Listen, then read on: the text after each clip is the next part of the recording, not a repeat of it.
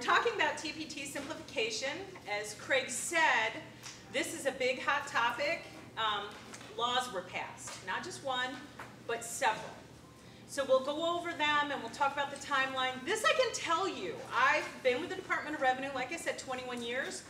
I would bet that at least 13 of those years, something to this effect has been on the legislative calendar.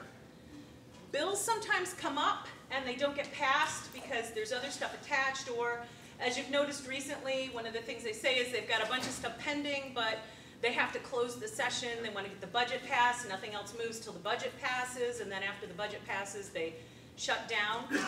So this has been something that time and again has come up and kind of wandered.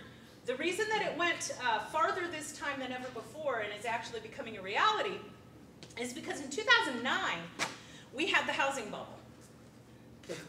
And the housing market imploded. And there were tons of builders here building new homes and selling new homes, and wow, things were great guns. And then what happened is I did not do that. They kept going and trying to move forward, and these building companies started to close their doors and lay off people. And there were a lot of people out of work that were trade contractors and business people. And from other parts of the economy, retail and restaurants, people were being laid off. And they wanted to get back to work, and one of the easiest ways to get back to work if the job market is really bad is to put yourself back to work and open your own business. But time and time again, as they tried to do that, what they found was there were so many rules and so many hoops to jump through and so many things you had to comply with, it was really hard to do. So complaints started coming through the legislature and the governor's office, and she really listened. And what the governor decided was this was going to be one of her legacies that she left behind at the end of her terms. She was going to try to do the best she could to make transaction privilege tax and the business climate in Arizona easier to comply with so that Arizona could get its feet back under it and start moving forward economically. So that's how it all kind of started. Representative Lesko sponsored the bill, the first bill, which was House Bill 2111.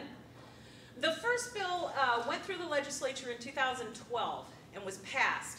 What it did is it established a group of people who got together and talked about all the things that were wrong with transaction privilege tax in the state and how they could make it easier. The things they looked at were program cities versus non-program cities, the differences in the rules, the complexity of the model city tax code, the differences between the building classifications and different ways that they're handled, bonding. Contractors looked at how it was that they had to comply based on the fact that it was at the location they're doing the job, and how do they always know where it is that they are, and so it affects the tax rate. All these things were then wrapped up in a report that was presented to the governor before the end of 2012, and then they started moving forward. When they moved forward in the legislative sessions in 2013, there were a series of other bills that went through that also affected this. One of the other things that went through is they looked at, in the House Bill 2111, they were getting rid of the contracting classification pretty much wholesale. It was going to be gone. And representatives from contracting industry said, wow, that'll take about $100 million out of the coffers of the state of Arizona. So there was a little bit of a pause. The Department of Revenue economics area did an estimate and came in less than half of that. And there were going to be other strands of income that are picked up through other things that are changed, and I'll talk about those as well. But it wasn't as big an impact. So they moved into the next legislative session, and House Bills 2288, 2389, and 2281, I believe is the other one, went through. They established some other things with that, and they broke contracting into two groups, which is what we're going to primarily talk about. So there will be some people that this really is a boon for. I've had people talking to me all over, and one of the things they're saying is, wow, this is going to make it much easier for the little guys.